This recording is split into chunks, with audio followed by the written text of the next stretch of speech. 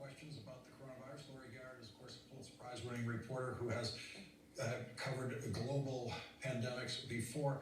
Laurie, let me go back to something you said before the commercial break, which was you put a 3-year time frame on what you described as this kind of challenging world we're living in now before we get to the post-coronavirus world, whatever that's going to be. Why do you have a 3-year time frame on this?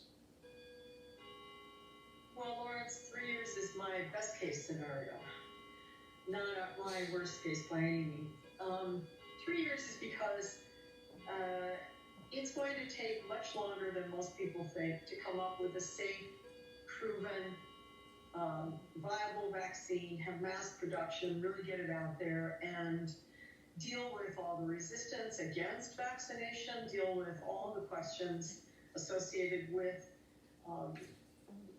decisions about who should have access to it, where the priorities should be. And keep in mind, if we went on the hyperspeed timetable that the White House is now pushing, as one very dear friend of mine, who's one of the great vaccine experts on earth, put it, rushing a vaccine to be distributed across America just before the election, what could go wrong?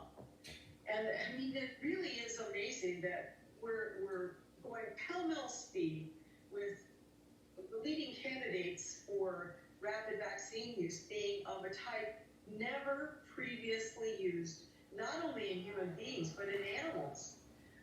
One is an mRNA-based vaccine, another is a DNA-based, both nucleic acids. And I'm told that the mRNA-based vaccine has to be stored on dry ice, not just a cold chain, not just a refrigerator, dry ice, because it's so unstable. I mean, we could be rushing into a real mess. Meanwhile, I think in reality, if we want true safety profiles, if FDA doesn't get pressured by the White House to give the green light on something that is inadequately tested, both for its efficacy and its safety, then we could be out to this time next year before we're really even thinking about vaccinating people outside of test subjects. And we would only begin to be receiving long-term test results on our initial volunteers who went through phase 3 test trials. Let's go to another viewer question. This is from Sid. It says, given the importance of accurate reporting, can a different reporting mechanism be established, more specifically, keeping it in scientific circles, bypassing political players, and use this data to help find answers and or solutions to the fact that Black people are impacted at 3 times the rate?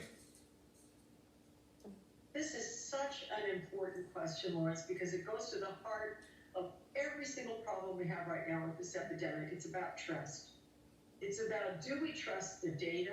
Do we trust the policy decisions? Do we trust the advice handed down by the president, by the CDC, by our governor, by our mayor? Who do we trust? And at the core of that is, do we trust the numbers? Somebody giving us at least the straight boop. How many got hospitalized yesterday? How many have died? How many have recovered? What's the rate of infection out there in my community? What percentage of my friends and neighbors might be carrying this virus?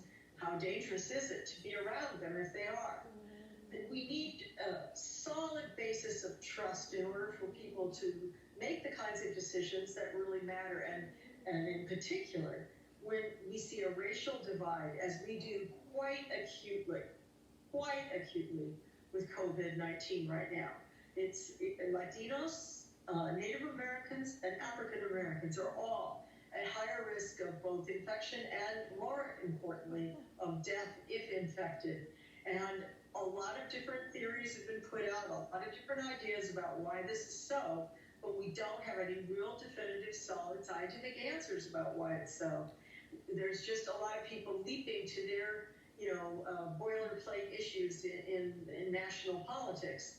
I've consistently pointed out that one of really the only factor that coincides 100% with likelihood to succumb to coronavirus is a history of improperly treated or untreated hypertension, high blood pressure. And if you have high blood pressure, you're at great risk of a fatal outcome. Well, high blood pressure runs in precisely those three groups: African Americans, Native Americans, and Latinos. Laurie Garrett, thank you very much for joining us tonight. We have a stack of questions we haven't gotten to. We will get to them in another hour on another night. Thank you very much, Laurie. Really